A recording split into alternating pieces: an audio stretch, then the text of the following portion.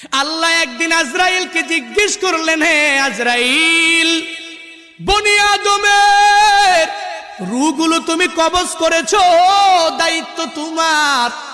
হে আজরাইল, তুমি আমারে জানাও না ওই বনি আদমের মধ্যে কোন কোন রূহ কবজ করতে তোমার অনেক কষ্ট হয়েছিল।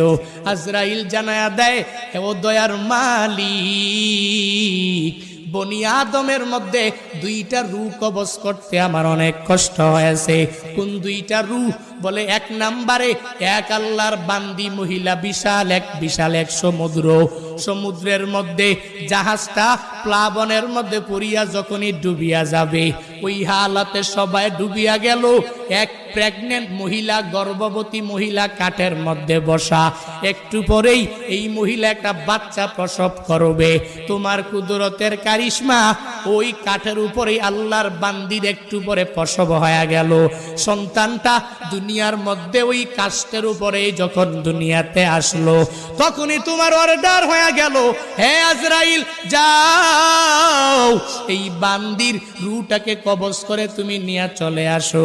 আমি যখন ওই কাঠের উপরে ঝুলন্ত ওই মহিলার রূহটাকে কবজ করার জন্য যখন আমি চলে গেলাম, আমার মনের মধ্যে অনেক কষ্ট ওই সময়ে লেগেছিল। কারণ কি আল্লাহ জানেন না? কারণ হলো এই কাঠের মধ্যে যে এই বান্দি সন্তানটা, ওই সন্তানের কি উপায় হবে, কই যাবে? কারণ দুনিয়াতে তার মা থাকবে না। মা ছাড়া সন্তানেরা যেই পরিমাণ পাগল পারা হয়ে যাবে, হে বান্দারা, ওই হসপিটালের বেডের মধ্যে গিয়া দেখবেন, ওই জায়গার মধ্যে কত মায়েরা ডেলিভারির সময় দুনিয়া থেকে বিদায় নিয়ে চলে গেল।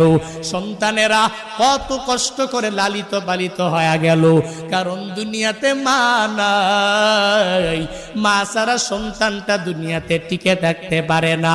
70 বছরের ওই মুরব্বী নিজের মা হারাইয়া কান্দে, চোখের পানি ফালায়া, ওই বাবা হারাইয়া কান্দে। কারণ বান্দা তো জানে আমার নাতি নাতনির অভাব নাই, এই দুনিয়াতে আমার ছেলের অভাব নাই, এই দুনিয়াতে আমি সব কিছু দুনিয়াতে পাইয়া গেলাম, এখন আমার কোনো কিছুর অভাব নাই। কিন্তু আমার মা ছাড়া আমার এতিম অবস্থা হয়ে যায়, আমার বাবা ছাড়া আমার এতিম অবস্থা হয়ে যায়। সন্তানটা বড় হয়ে গেল, এরপরেও মা ছাড়া চলতে পারে না। মা যার নাই, মনে হয় ঘরের মধ্যে কোনো একটা নাই। যার বাবা নাই, ওই বান্দা পূর্ণাঙ্গ ভাবে বলতে পারে, মনে হয় ঘরের মধ্যে টাকা আছে, সন্তানেরা আছে, বউ আছে, স্ত্রী আছে, পুত্রবধূ আছে,